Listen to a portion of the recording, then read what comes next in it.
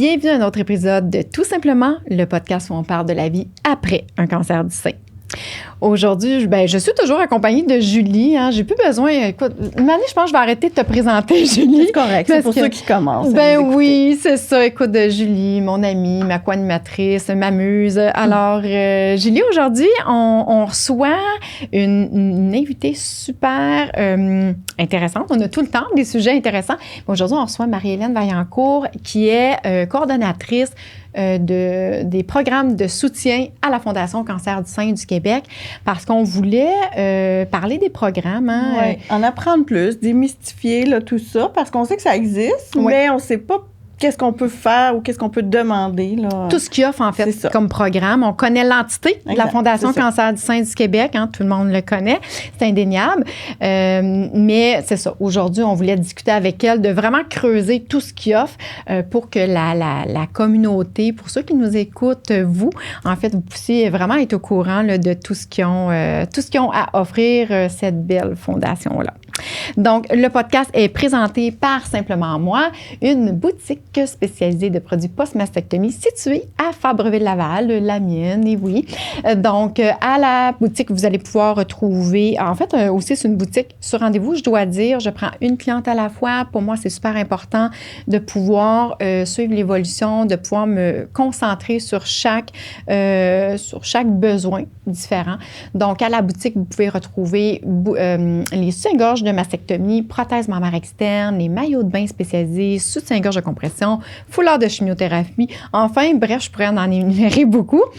Tout ce qui touche, tout ce qui est produit. Oui, pour nous. Oui. Exactement, suite à un cancer du sein, suite à une chirurgie. Donc, on peut retrouver ça à la boutique, mais aussi j'offre le service à domicile, peut-être pour les femmes en traitement, qui ont de la misère à se déplacer. Pour les femmes, souvent j'en ai beaucoup en CHSLD, qui sont en résidence, qui n'ont pas nécessairement de voiture ou qui n'ont pas nécessairement de la famille qui peuvent les emmener dans des places spécialisées comme à la boutique. Je me déplace dans le confort de leur foyer pour connaître les régions que je desserre. Simplement, vous référez à mon site web au www.simplementmoi.com. S-E-I-N, hein, je dois tout le temps le répéter, mais S-E-I-N. C'est important. Oui, c'est important.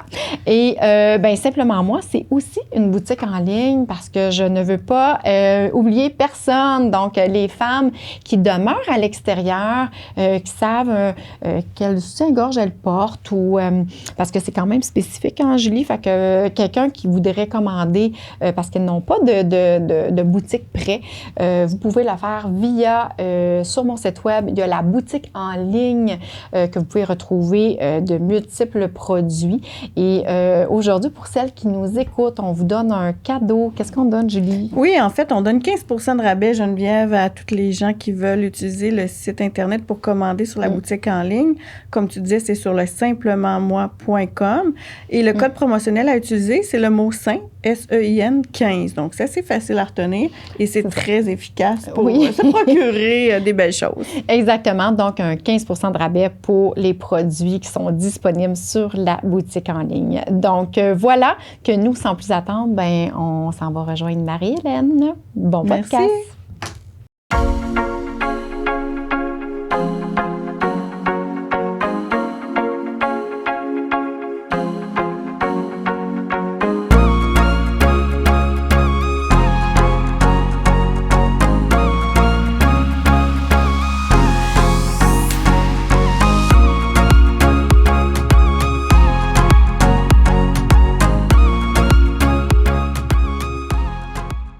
Bonjour les filles, salut Julie, salut Marie-Hélène. Salut, bonjour.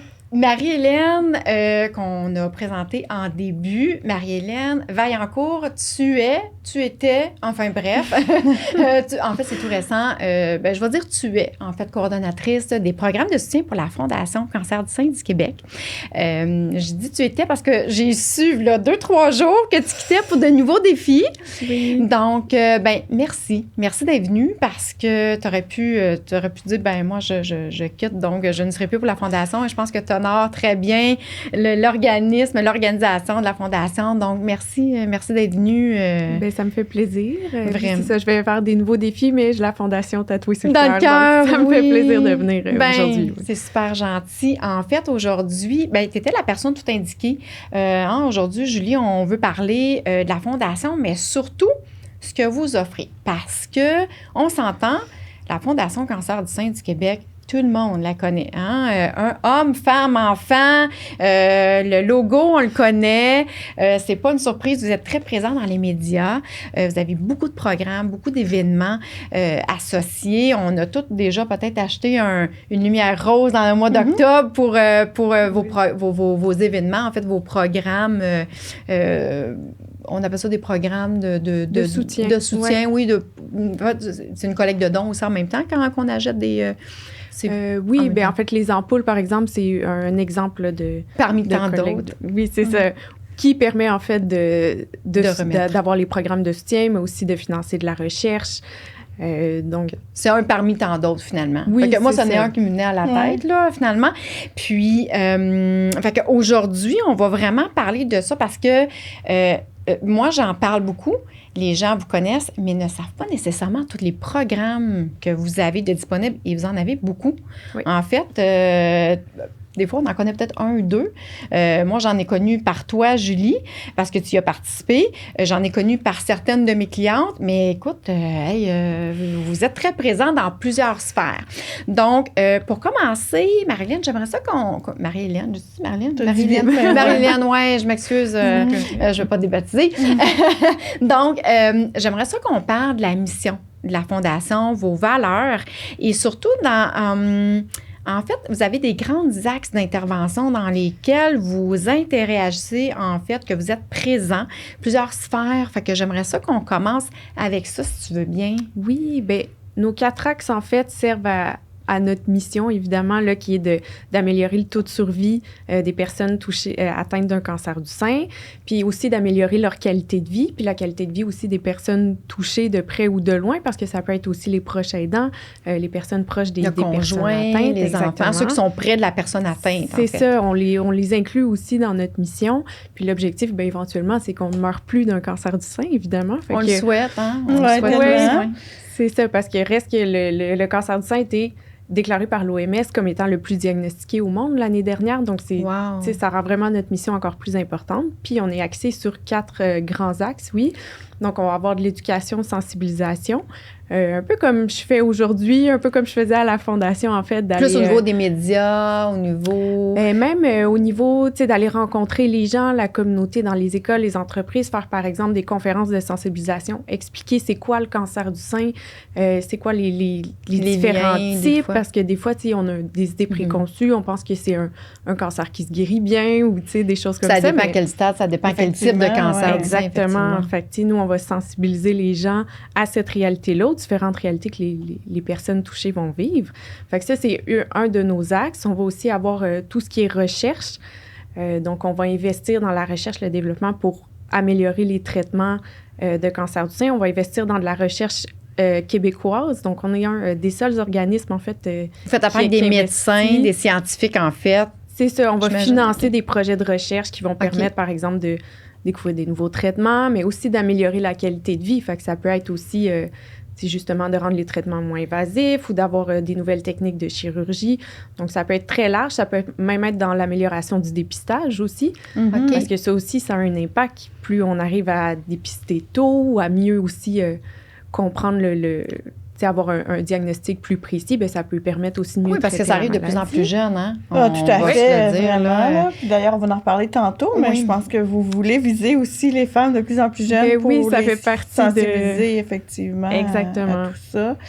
Moi, Marie-Hélène, je t'ai connue via un programme de yoga pour les femmes qui sont atteintes de cancer, et puis je trouvais ça formidable d'apprendre que ça existait quand moi, j'en ai eu besoin, et je sais qu'on peut le prendre pendant un certain temps aussi. Puis même en classe virtuelle, hein, avec la COVID, on s'est adapté. C'est merveilleux. Je le fais encore à l'occasion, même si je suis de retour au travail. Là. Peux-tu me parler des différents programmes comme ça qui existent? Bien, par exemple, le yoga, ça fait partie d'un grand programme qui s'appelle Ma Santé Active, qui vise vraiment à faire la promotion de l'activité physique, des bonnes habitudes de vie, parce que ça a été démontré, l'activité physique, ça aide pour la prévention, mais aussi pendant les traitements, ça aide à rendre ça plus facile. Ben, plus facile. Ouais. C'est un grand mot, mais... Plus acceptable. Mais ça aide beaucoup, oui, c'est ça. Ça aide beaucoup au niveau de l'énergie, même au niveau de la guérison, des risques de récidive aussi, ça les réduit. Il y a des études qui l'ont démontré. Fait que c'est sûr qu'on fait beaucoup la promotion de ça. Il y a une application mobile qui a été développée qui est, en fait...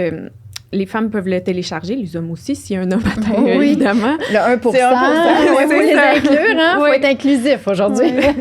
Mais en fait, ils peuvent télécharger l'application, puis ils vont avoir accès à on va se faire proposer des exercices adaptés selon, par exemple, où ils ont des douleurs.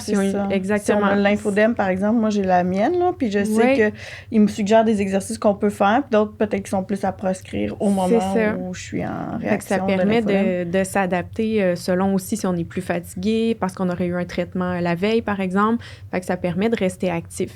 Puis c'est une application qui est gratuite, évidemment, donc tout le monde peut la télécharger.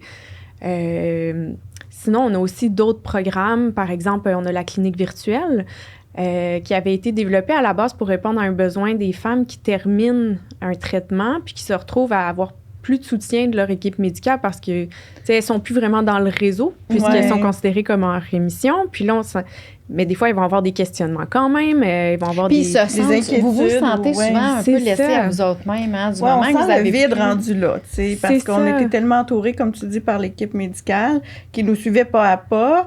Puis là, à un moment donné, on entend le mot rémission, puis bonne chance. Tu sais, ça finit un peu comme ça. Fait que ça peut être angoissant. Des fois, on se pose des questions, on va avoir des petits symptômes, puis on se dit, est-ce que ça peut avoir rapport? Est-ce que le risque de récidive reste toujours présent? Fait que cette clinique-là va donner accès gratuitement, en fait, à des médecins, à des infirmières en ligne, 24 heures sur 24, 7 jours sur 7. Donc, c'est un service gratuit.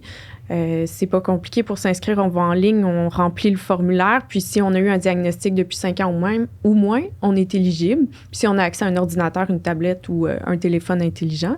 Puis, on a ouvert... en fait, toutes les femmes qui ont eu un diagnostic depuis 5 ans ou moins peuvent l'avoir. Donc, même si elles n'ont pas terminé les traitements, elles peuvent avoir accès à ce service-là. Donc, des fois, si on ne rencontre pas notre équipe, on a juste une petite question. Puis, c'est aussi... c'est pour la personne touchée, mais c'est aussi pour sa famille. Fait que finalement, un conjoint, si je comprends bien, mettons sa femme a un diagnostic. Il ne veut pas nécessairement en parler à sa conjointe pour ne pas l'inquiéter. Puis souvent comme ça, moi, c'est des choses que je vois beaucoup. Les conjoints Les conjointes, hein, je vais être inclusive. Le partenaire. Souvent, ils ne savent pas comment gérer un peu tout ça, puis ils ne veulent pas nécessairement... parler de leur inquiétude à leur partenaire qui est touché. Est-ce que ces personnes-là pourraient vous appeler? Est-ce qu'ils y aurait droit, ils ont droit à cette aide-là, eux autres aussi? La clinique virtuelle, ça, c'est vraiment un service de médecins et d'infirmières. Les conjoints ont accès aussi, ou les enfants aussi. Fait que si... ça peut éviter des déplacements. Aussi, mais c'est ça, on a aussi un service de soutien psychologique à la Fondation. Donc, c'est des travailleuses sociales. On a 2 super travailleuses sociales qui sont disponibles pour rencontrer les personnes. Ça peut être des entretiens téléphoniques en visioconférence, évidemment. On s'est adapté avec la COVID. Mais oui, elles peuvent faire des rencontres de suivi avec les personnes qui sont touchées, mais aussi les proches. Fait que oui, ça peut être un conjoint, justement... Que ça, finalement, si je comprends bien, ça rentre, tantôt on parlait des axes d'intervention, ça rentre dans l'axe soutien à la communauté. Exactement. On n'a pas le temps de le mentionner.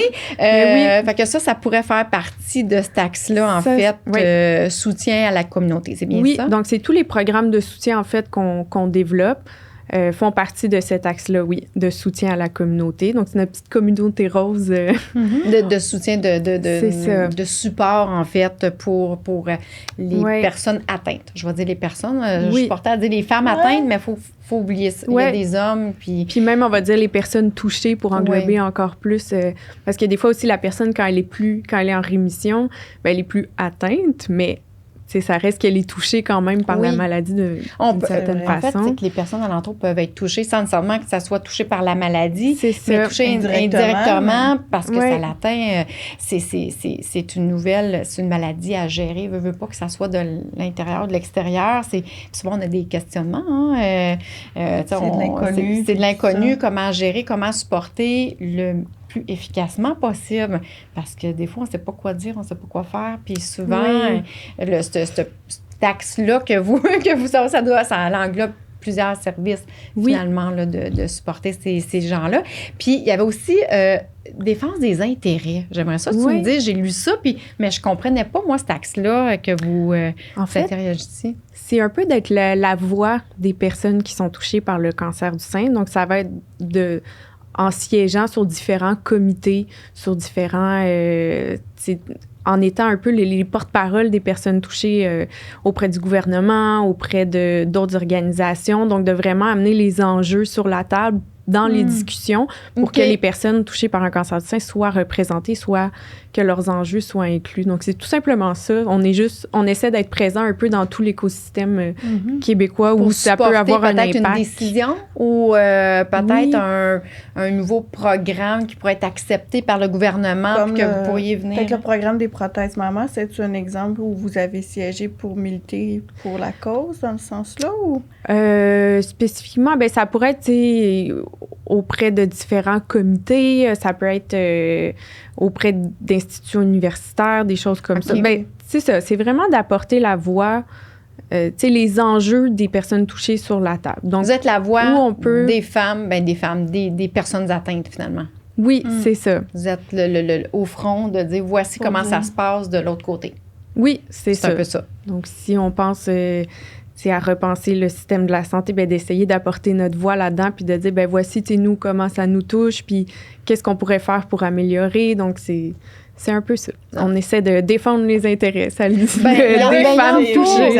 Oui, il en faut. Puis dis-moi, Marie-Hélène, je sais que vous êtes une grande équipe à la Fondation Cancer du sein. Moi, je fais beaucoup plus affaire avec Catherine Bourdon, en fait, parce que je fais des événements, donc je la connais bien. J'ai vu Lydiane pour l'automne passé lors d'un événement. Toi, en tant que coordonnatrice des programmes de soutien, c'est quoi ton rôle? Parce que vous avez chacun des rôles vraiment définis au niveau de la Fondation. Ton rôle globalement, est-ce que c'est toi qui vas proposer des nouveaux programmes? Est-ce que c'est toi qui vas faire des tests pour un nouveau programme? C'est quoi ton rôle globalement là, au niveau de la Fondation? Moi, mon gros mandat, en fait, c'était de faire l'éducation-sensibilisation. Donc, ça, c'était mon gros travail, là, si on veut, où je développais, en fait, du matériel éducatif pour expliquer c'est quoi le cancer du sein. Je développais l'offre de conférences de sensibilisation. Donc, on offre des conférences gratuites sur demande. Les gens ont juste à nous contacter, puis on peut aller faire des conférences dans leur organisation. Tu sais, par exemple, j'ai une organisation qui avait une employée touchée par le cancer du sein, puis elle voulait sensibiliser son équipe. Donc, elle nous a contactés pour qu'on aille leur présenter puis qu'ils comprennent mieux sa réalité. Puis, on va aussi aller faire, par exemple, des kiosques de sensibilisation dans des événements, par exemple au Salon de la femme, où on va expliquer comment faire l'observation des seins, c'est quoi les différents signes et symptômes de cancer du sein pour sensibiliser la population, les éduquer, qu'ils soient un peu plus alertes. Il y a une année, justement, quand j'étais au Salon national de la femme, vous étiez qui a juste à côté de moi. En fait, vous parliez de la sensibilisation, mais vous aviez il y avait des pads, des crayons, en fait, vos items promotionnels pour ramasser les sous, en fait, qui est un des pas des événements, mais un des programmes que vous faites, là, finalement, pour ramasser des sous aussi. Fait que c'est vrai, que vous êtes présent. Notre principal objectif dans ces événements-là, c'est vraiment de faire de la sensibilisation. Nous, ce qu'on veut, là, c'est ressortir de là en se disant, on a appris à quelqu'un comment faire son observation des seins pour qu'elle soit mieux outillée, puis que si jamais elle a un symptôme, qu'elle le détecte rapidement. Donc, c'est vraiment ça là, qu'on veut atteindre comme objectif. Julie, tu pourrais quasiment offrir ça à ton groupe. Quasiment, mais à ton travail. Parce que j'en ai eu deux, j'ai eu la récidive aussi. Fait qu'imagine que je suis un petit peu équipée pour en parler. Fait que tu pourrais faire venir la Fondation. Ça pourrait être un atelier au mois d'octobre, parce que vous êtes tellement sollicités. Oui, effectivement, c'est un mois gros mois. Hein? Puis... Si on parle, Marie-Hélène, comme moi, je suis vraiment... je suis impliquée vraiment avec vous depuis plusieurs années, mais plus précisément depuis l'année passée où ce que... je vais avoir un gros projet annuel où je vais remettre à la Fondation. L'année passée, j'ai fait un calendrier des surventes, dont Julie, tu étais dedans. Et plusieurs autres. Et plusieurs autres, oui, je c'est pense ça. aussi. Il y avait 13 survivantes du cancer du sein avec toutes des histoires différentes, des âges différents, ethnies. En fait, le calendrier se vouait à montrer que le cancer du sein, il n'y a pas d'âge, il n'y a pas de nationalité, Non, ça touche tout le monde. Effectivement. Et la vente de ce calendrier-là, j'ai remis un peu plus de 13 400 $ à la Fondation. Pour moi, c'était super important parce que chaque année, j'ai un gros projet comme ça. Cette année, ben là, je vais l'annoncer officiellement. Cette année, parce que c'est pas tout le monde qui le savent, je suis en coécriture d'un livre. C'est un livre dont Julie fait encore partie. Julie fait partie de tous mes projets. De ta vie. Oui, elle fait partie de ma vie. C'est plus, écoute, t'es plus que ma co-animatrice, là. T'es mon amie, t'es tout. Mais c'est un livre où ce qu'on va mettre l'accent sur des histoires inspirantes de femmes qui ont eu le cancer du sein, mais surtout aussi de leurs anges accompagnateurs. On les oublie, ces personnes-là qui sont à vos côtés, en fait, qui sont souvent dans l'ombre. C'est tellement essentiel. C'est des piliers. Ouais. Fait que chaque femme, on va vous découvrir à travers vos histoires inspirantes, mais surtout, c'est que vous rendez hommage à la personne qui ont été à côté. Un petit peu dans l'ombre aussi, dans tout ça, hein, parce que la personne qui est atteinte prend beaucoup de place. Elle veut pas. Elle a besoin d'aide aussi. Fait que là, au moins, c'est de lui rendre l'appareil un petit peu. Comme tu dis, Geneviève, rendre hommage. Exactement. Puis ce livre-là, il va sortir au mois d'octobre. Oui, on un est bon vraiment, mois. oui, c'est un bon mois, oui, exactement. Mais ça nous met du pain sur la planche. Et je le co-écris avec Karine Plouffe, oui, qui est une femme vraiment extraordinaire. Et ce que je veux amener par là, c'est qu'on a décidé, moi et Karine, de remettre 100% de nos redevances à la Fondation Cancer du sein. Je ne l'avais pas annoncé. J'attendais que ça soit un consensus avec Karine, mais Karine est tellement aussi ouverte et tellement le côté humain est tellement aussi fort que moi là-dedans. Fait que pour les montants qu'on vous remet, moi, c'était ça ma question. Les montants, quand on vous remet, que ça soit Ride de filles, qui est un autre gros événement, puis là, je pourrais en nommer, mais la c'est celui rose. La virée rose, Oui. la marche B, peu importe. Comment sont répartis les montants? Ça, c'est parce que c'est un gros... C'est des millions là, par année qui sont quand même amassés. Oui. Est-ce que vous avez à la Fondation une charte de dire on va donner... tant de pourcentage pour le soutien à la communauté, tant de pourcentage à la recherche, tant de pourcentage... Est-ce que c'est prédéterminé ou vous allez vraiment selon les besoins annuels qu'il va y avoir?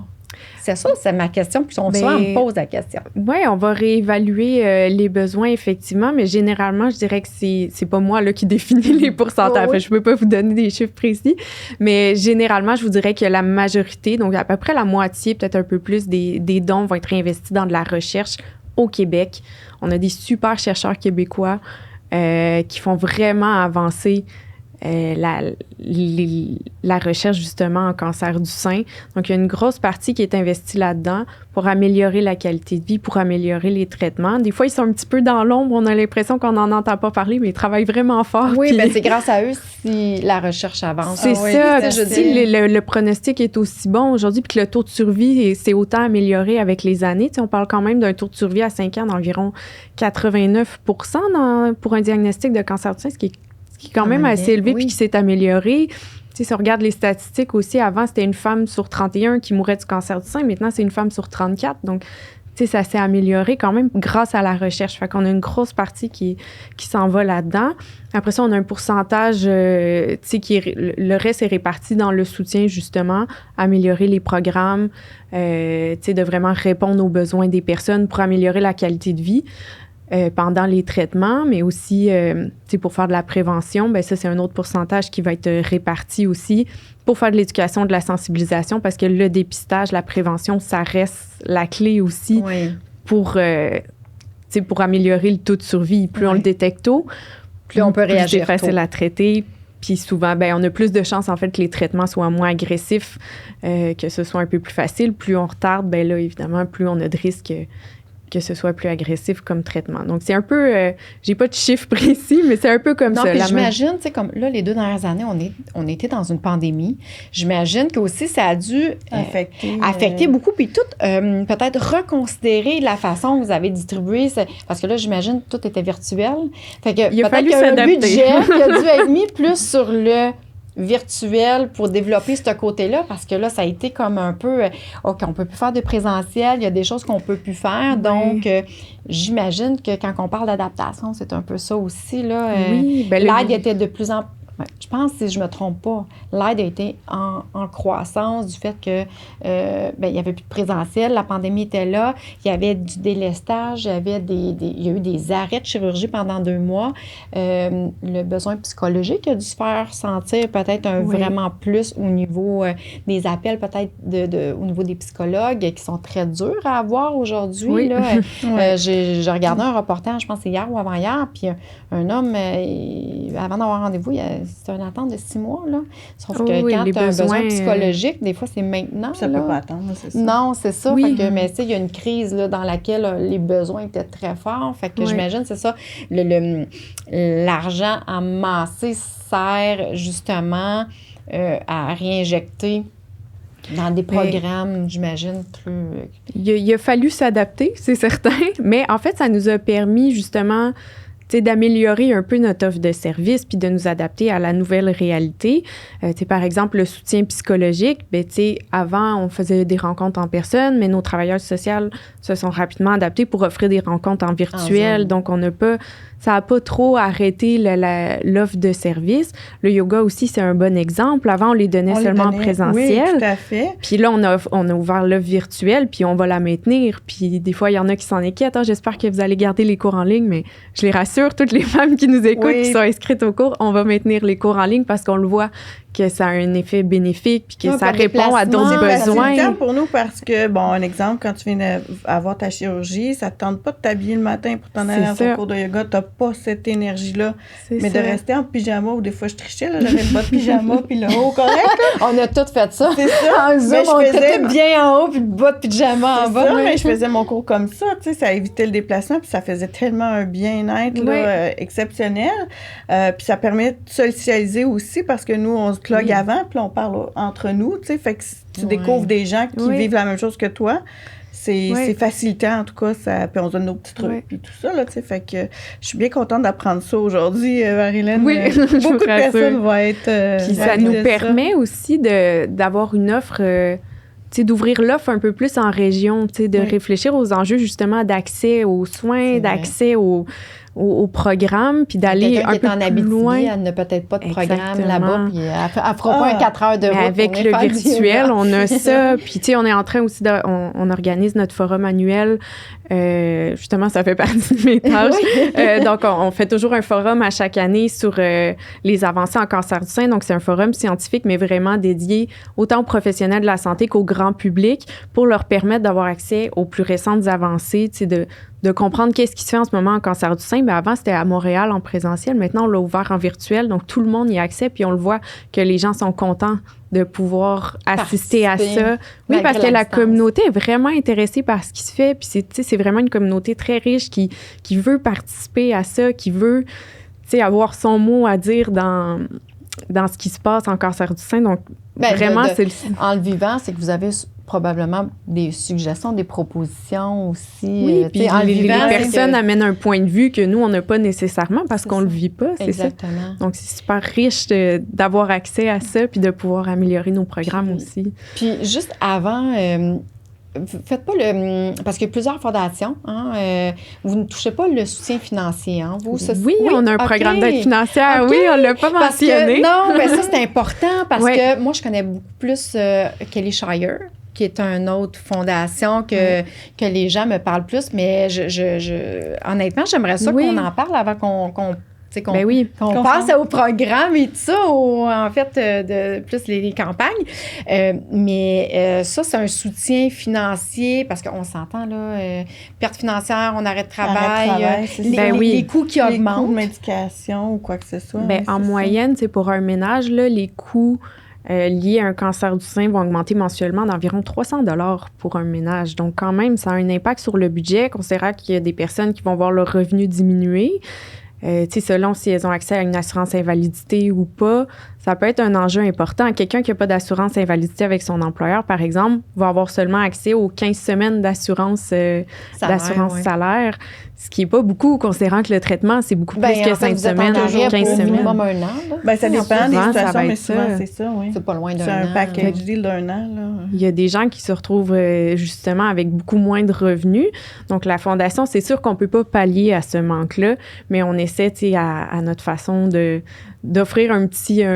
C'est une compensation monétaire ou... Parce que, tu sais, il y a certaines fondations, puis c'est ça que je veux démystifier, parce qu'il y en a certains, il faut qu'ils donnent leur rapport d'impôt.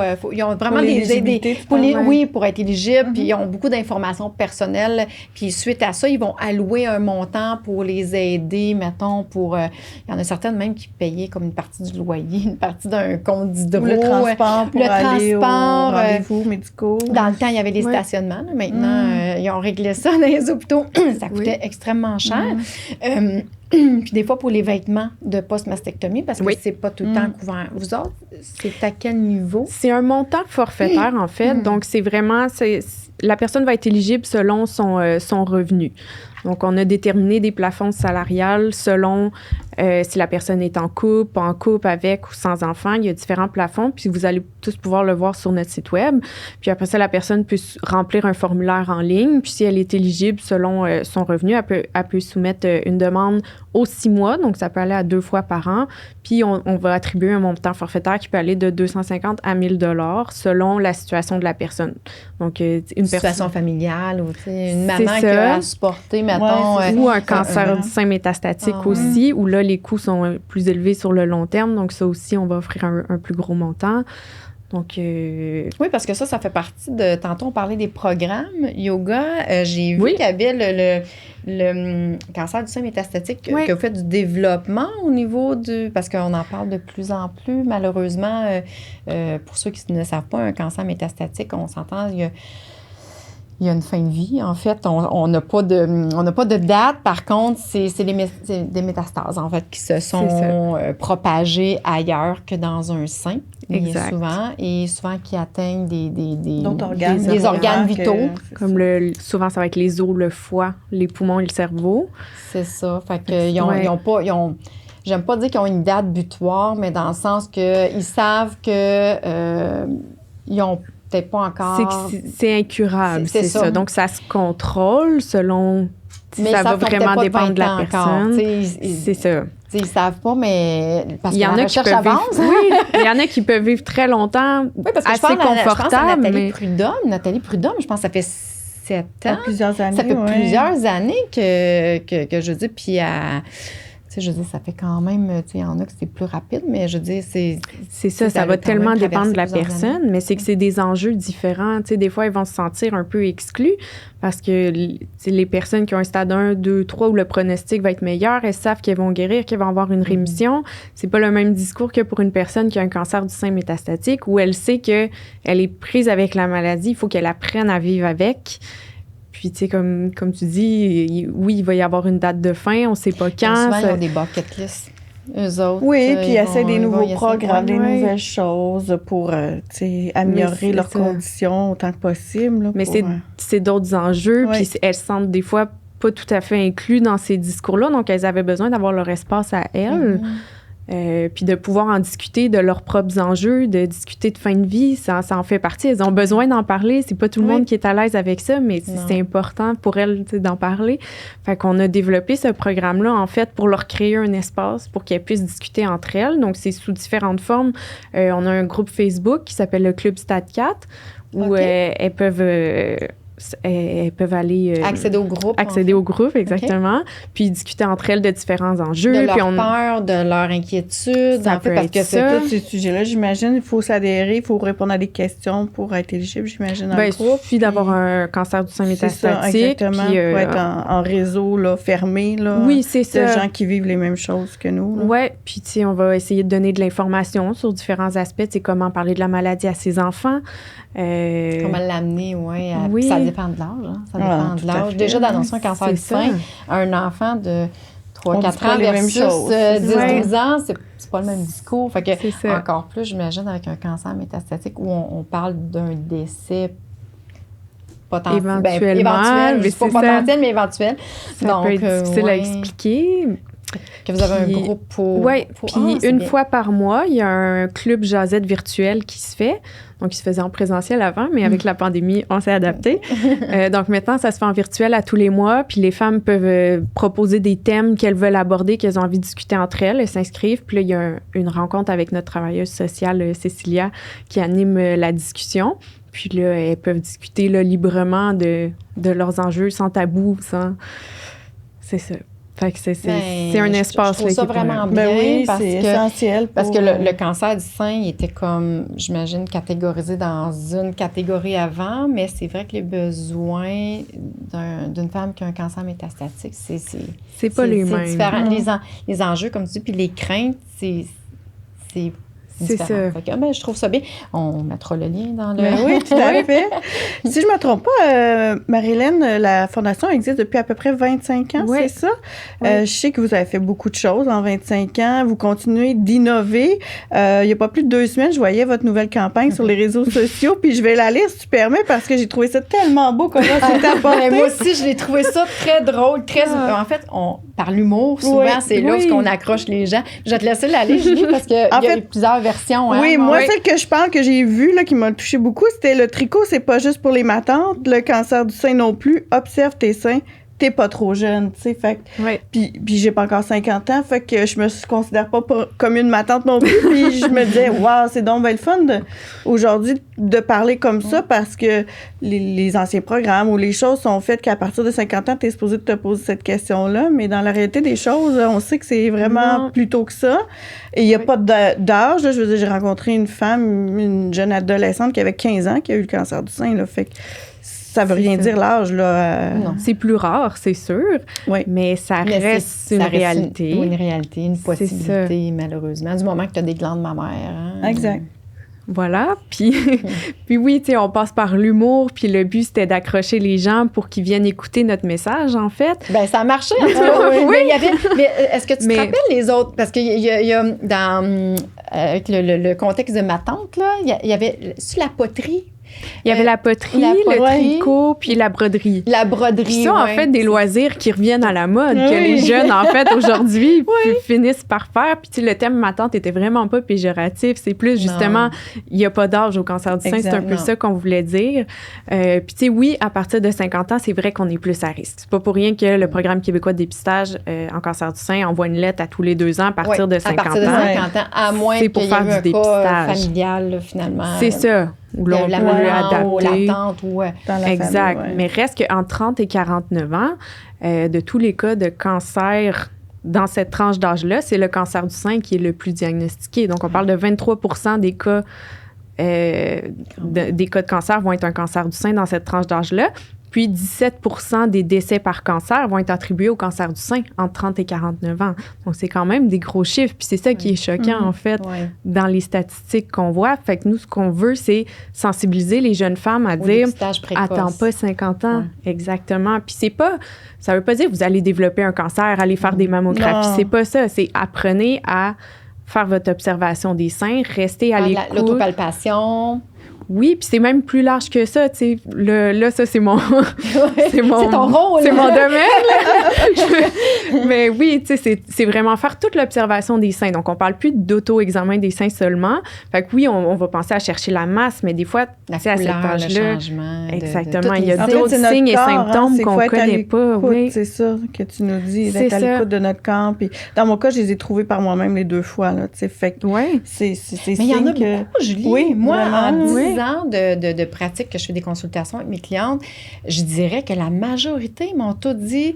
Geneviève, je l'ai découvert par moi-même dans la douche, tout ça. J'ai trouvé que j'avais soit une bosse ou mon mamelon, il était inversé ou quelque chose qui arrivait qui n'était pas normal. Fait que j'ai tout de suite, puis là, souvent, c'est j'ai pogné panique. Fait que là, j'ai été voir googler, j'ai été voir. Fait que là, c'est la pire affaire, là, je pense. Parce que ça fait de la désinformation. On va voir son médecin. Oui, c'est ça, exactement. Je comprends le déclic est là, mais c'est souvent ça, hein, en étant. Mais tant mieux si c'est la personne qui a ce déclic-là. Mais moi, je vais te dire, sincèrement, les médecins. En tout cas, je vais parler de mon médecin. Bonjour, Lisanne Papin. Est tellement avenante que moi, ma première maman, elle me l'a fait passer à 42 ans. Puis quand j'ai fait mon pap test, elle me dit, je vais te faire passer une maman, je vais être comme, j'ai-tu quelque chose? As-tu détecté quelque chose? Puis là, c'est parce que moi, je suis dans le domaine, là. Fait que moi, c'est pas normal, là, que... Ben oui, j'en entends, je vois des cas tous les jours. Puis je me suis dit, ben, elle veut peut-être pas ma mère. Elle dit non. Elle dit, moi, je préfère commencer plus tôt. Elle dit, j'attendrai pas que tu reçoives ta lettre du gouvernement. Elle dit, moi, je vais avoir déjà dans ton dossier tes premiers scans, ta première mammo pour le suivre. Je te ferai pas ça chaque année, mais elle dit, au moins, je vais avoir une note au dossier comme quoi que ça a été fait, parce qu'elle dit 40 ans, il y en a de plus en plus. Puis mon Dieu, j'ai trouvé ça tellement le fun qu'un médecin ait cette sensibilité-là de vouloir prévenir, de faire de la prévention sans nécessairement dire, à 50 ans, ça va savoir sa lettre. Fait que je trouve ça le fun parce que finalement, votre travail de sensibiliser, vous sensibilisez peut-être les médecins aussi à faire ce type de prévention-là. Oui, en fait, c'est ça, c'est de comprendre que c'est pas parce qu'on n'a pas 50 ans qu'on peut pas être touché. C'est juste ça le message. J'en ai beaucoup dans la quarantaine, moi, des clientes. Puis c'est selon nos facteurs de risque aussi. Donc, il n'y a pas juste l'âge puis le fait d'être une femme qui est un facteur de risque. Ça peut être génétique, ça peut être justement héréditaire, une mère, une sœur qui aurait un cancer du sein. Si on a plus de chances d'être touché, nous aussi, ça peut être l'hygiène de vie, si on fait pas d'activité physique, si on boit beaucoup d'alcool aussi. L'embonpoint. L'embonpoint est un facteur de risque aussi que j'ai su. Oui, fait que il y a des facteurs qu'on peut contrôler. C'est toujours bon de les savoir, justement, pour pouvoir agir dessus. Il y en a d'autres qu'on contrôle pas, malheureusement. Facteur génétique, c'est pas quelque chose qu'on peut contrôler. C'est ça. Quelqu'un qui aurait une mutation génétique qui, malheureusement, ne peut rien faire, mais s'il est jamais sensibilisé à ça, il se posera pas la question. Il va pas en parler à son médecin. Le médecin peut pas le savoir que votre mère a eu un cancer du sein si vous lui dites pas, fait qu'il va pas le considérer dans son dépistage. Donc, c'est important de sensibiliser les gens justement à ça pour qu'ils aient une conversation avec leur médecin. Puis, on a aussi, justement, pour les personnes qui sont hors programme, on a aussi lancé une ligne d'écoute d'information en octobre dernier, qui est la ligne rose. Puis, c'est tous les gens qui sont en processus de prédiagnostic ou qui, justement, ont un symptôme qui les inquiète et ne savent pas trop où se diriger, ils n'ont pas de médecin de famille, ou leur médecin leur envoie passer une mammographie et ne comprennent pas pourquoi. Tu sais, c'est un processus qui est très anxiogène. Là, puis l'attente, puis des fois, c'est long, malheureusement. Là. Des fois, ça va jusqu'à 30 jours avant d'avoir le diagnostic. Le diagnostic du moment peut aller jusqu'à 17 semaines au Québec. C'est énorme. C'est pas la norme, là, je vous rassure, mais ça peut aller jusque-là. C'est ça. Fait que cette attente-là, elle est très longue, puis des fois, on ne sait pas où naviguer, on ne sait pas où aller. Fait que nous, on a lancé une ligne pour les personnes, justement, qui sont dans ce processus-là ou qui s'inquiètent. Elles peuvent appeler, puis c'est des pères aidantes qui vont répondre, qui sont en fait des femmes qui ont traversé ce processus-là, puis qui vont les aider à naviguer. Elle est allée où, Linda Ouellet? Oui. Linda, elle avait été à la fondation, justement, je pense, pour être une des pères aidantes, c'est ça. Je cherchais le terme. Fait que c'est elles qui répondent, puis elles vont vraiment écouter les gens puis leur donner de l'information pour les aider à les guider un peu là, dans tout ce processus-là qui peut être un petit peu anxiogène quand on n'est pas dans le programme ou même si on est dans le programme de dépistage. C'est ça. Fait que c'était pour... je trouve ça bien. C'est une belle initiative. Oui, vraiment, parce que... Tu sais, j'ai toujours dit, Internet, c'est bon, mais d'aller chercher l'information sur Internet peut tellement être plus anxiogène parce qu'on lit tellement d'affaires, puis c'est peut-être même pas apparenté à notre situation. Non, concernant le diagnostic, en fait, c'est à proscrire de faire ça parce qu'il y a tellement des possibilités. Là, que... C'est ça, un symptôme mammaire ne veut pas dire qu'on a un cancer du sein. 90% des cas sont bénins, mais 10% des cas vont être cancéreux. Il y en a que c'est des kits. Il y en a... Moi, ma mère, il y a quelques années... je vais toujours m'en rappeler, là, c'était un party de Noël, puis elle me dit, Geneviève, il faut que je te parle. Bon, ça y est, qu'est-ce qui se passe? Puis elle me dit, ben là, j'ai un rendez-vous chez le médecin, là, le médecin veut me revoir, là, j'ai des bosses dans le sein. Écoute, j'ai fait, maman, je sais, je vais toujours être là. sais que tu es la meilleure personne pour pouvoir t'accompagner là-dedans, mais je souhaite tellement pas que ça soit ça, là, tu sais. Fait que finalement, c'est des kisses. Puis son médecin a dit qu'elle avait des prédispositions à faire plusieurs kisses au niveau du sein, quand tu as un sein qui est dense souvent. Fait que, bref, c'est vrai. Ça ne veut pas dire que c'est tout le temps nécessairement un cancer du sein, mais vaut mieux aller consulter. Exactement. Dans le doute. Dans le doute, vérifie. oui, effectivement, on vérifie. Fait que, oui, puis dans mon cas, quand je suis allée voir mon médecin de famille, je l'ai vu dans ses yeux là, qu'il y avait quelque chose, qu'elle voyait, qu'elle sentait la même chose que moi. Puis là, tout de suite, le processus s'est enclenché. Mais comme tu dis, Marie-Hélène, là, on s'inquiète, on ne sait pas quoi faire, quoi dire, on est en attente d'eux. Fait que d'avoir des gens, des ressources à qui poser nos questions de base, ça peut être tellement rassurant, au moins de dire, ben OK, il reste des étapes, il y a encore de l'espoir, il y a encore des choses inconnues, mais ça peut être pas si négatif. Comme tu dis, 90% des chances, peut-être que c'est pas ça la réponse. C'est ça. Ça se peut que ce soit autre chose, que ce soit bénin puis que ce soit pas grave, mais dans 10% des cas, ça peut l'être. Fait que mieux vaut justement savoir où aller chercher les réponses, les bonnes ressources, justement, pour que si c'est ça, ben au moins, on va essayer de le détecter tôt. Puis là, ben peut-être le processus après va être un peu plus moins agressif, puis le pronostic va être meilleur. C'est ça. C'est sécurisant d'avoir les bonnes réponses. Sincèrement, de savoir ce qu'on s'en va, même si c'est anxiogène, c'est des périodes pas faciles, mais le fait d'aller chercher de l'information véridique de gens qui sont vraiment dans le milieu, je pense que ça l'aide à aller step by step. Là, je veux dire, au niveau de l'acceptation, puis de l'assimilation aussi là, de toute cette nouvelle-là. Puis nos parents aidantes, ils ont traversé ce processus-là, elles savent ce qu'il y en est, donc c'est rassurant de parler à quelqu'un qui sont capables de dire, moi aussi, je comprends. Le « je comprends », là, le mot prend tout son sens. Il prend tout son sens, effectivement. Je reviens aux campagnes. Marie-Hélène, vous avez aussi des ambassadrices que vous choisissez là, pour représenter. Je suis un peu curieuse de savoir comment vous les sélectionnez. Qu'est-ce qui fait que vous approchez certaines personnes, des comédiennes, des actrices, peu importe. Par exemple, on connaît Mitsou. Mitsou, c'est ça fait longtemps. Ça fait longtemps. Elle n'a pas nécessairement un cancer du sein, mais elle a été touchée par des personnes proches, en fait, qui ont été touchées dans son entourage. Donc, c'est sûr qu'elle, ça lui tient à cœur.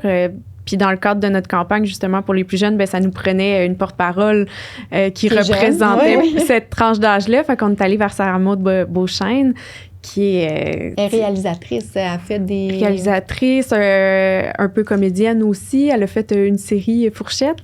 OK. Donc... c'est vraiment une femme, dans ses écrits féministes, dans toute sa tendresse envers les femmes, en fait, on trouvait qu'elle faisait une bonne porte-parole, qu'elle les représentait bien, puis qu'elle allait toucher un peu le public qu'on visait, puis qu'elle allait transmettre notre message. Donc, pour nous, c'est une porte-parole qui s'est... Est-ce que vous avez une porte-parole pour chaque campagne? Une porte-parole différente? Pas nécessairement. Dans ce cas-ci, c'était elle. Là. Je vous avoue que je n'étais pas là dans les campagnes précédentes. Là.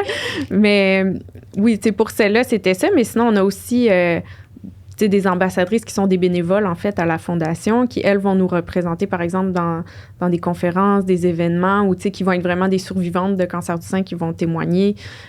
C'est aussi notre communauté, nos ambassadrices qui vont représenter la Fondation. Puis... parce qu'elles l'ont vécu. C'est ça, témoigner à travers ce qu'elles ont vécu. Par le récit.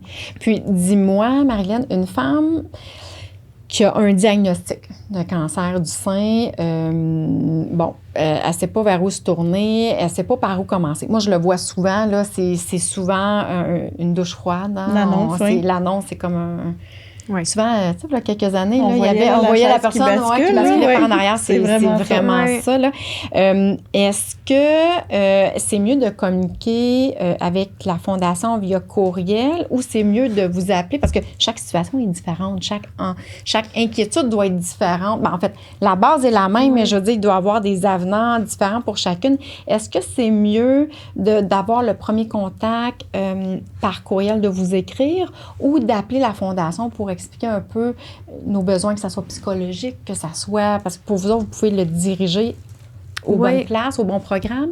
Bien, moi, je dirais qu'appeler, ça peut peut-être être plus facile, justement, de discuter avec les personnes des besoins Peut-être que la personne va pouvoir poser plus de questions plutôt qu'y aller avec des échanges de courriel. De courriel, oui. Oui, parce que c'est la facilité fondation aujourd'hui, les courriels. Ouais. Mais la ligne rose, en fait, c'est pour le pré-diagnostic, mais c'est aussi, justement, il va y avoir 2 options quand vous appelez.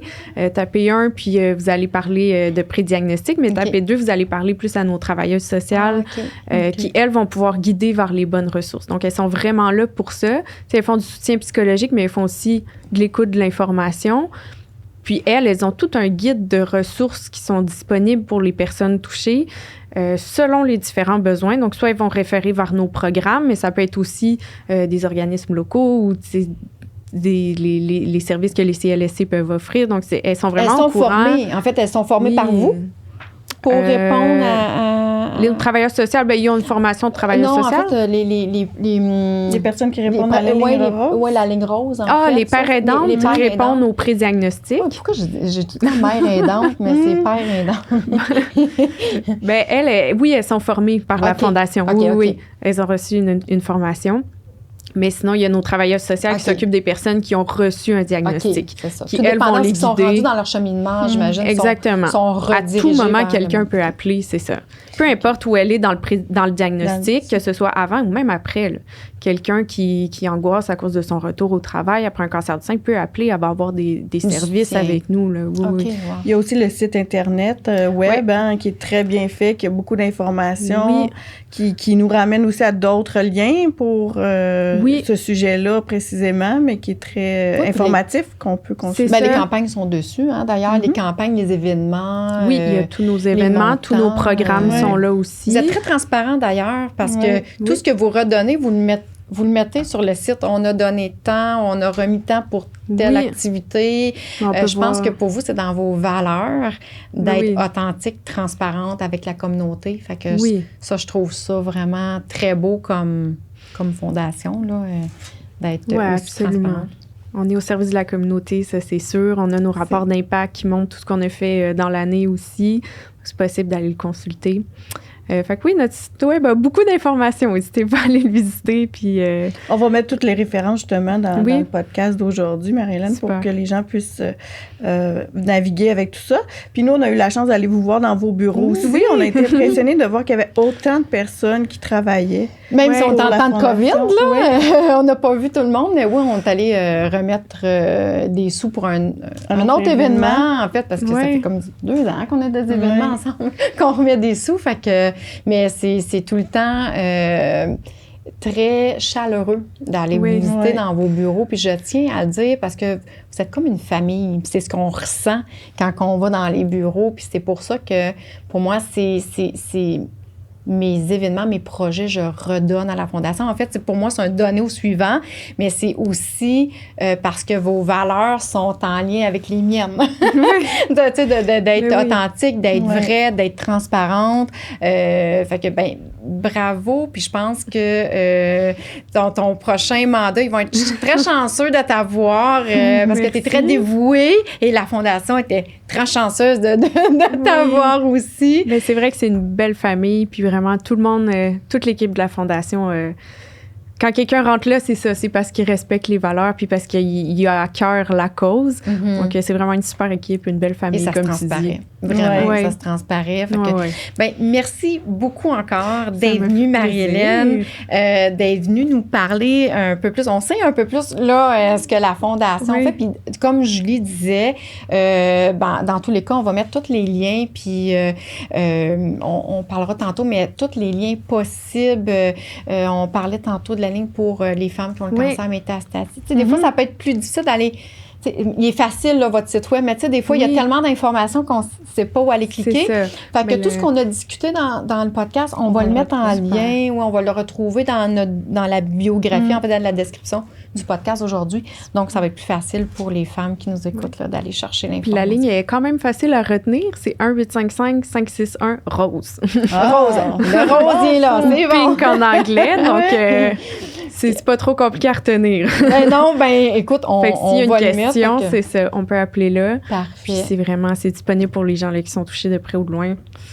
peu importe dans leur processus. Ben écoute, on va le mettre en lien assurément parce que je pense que des fois, d'avoir plus d'informations que pas assez, des ressources, c'est ce qu'il faut. Puis, tu sais, d'avoir un point central, puis après ça, ben nous, on va diriger les gens vers les prendre en charge, en fait, exactement, selon ce qu'ils ont besoin. C'est ça. Merci de m'avoir reçu. Ben écoute, c'est important pour nous d'en parler. Ben oui.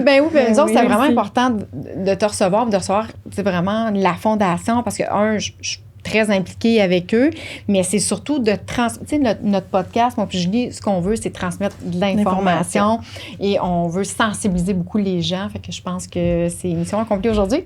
On a sensibilisé les gens à ce que vous faites, puis merci encore de faire ça pour les femmes. Au nom de toutes les femmes, on sait jamais qui peut être touché. Tu sais, moi, je l'ai jamais eu, mais on ne sait pas. Donc, peut-être je souhaite on dit pas. Une femme sur 8 encore. Donc, on en connaît plusieurs qui pourraient être touchées de près ou de loin. Exactement. Merci, Marie-Hélène. Merci à vous. C'était super agréable. Bye. Bonne journée. Bye.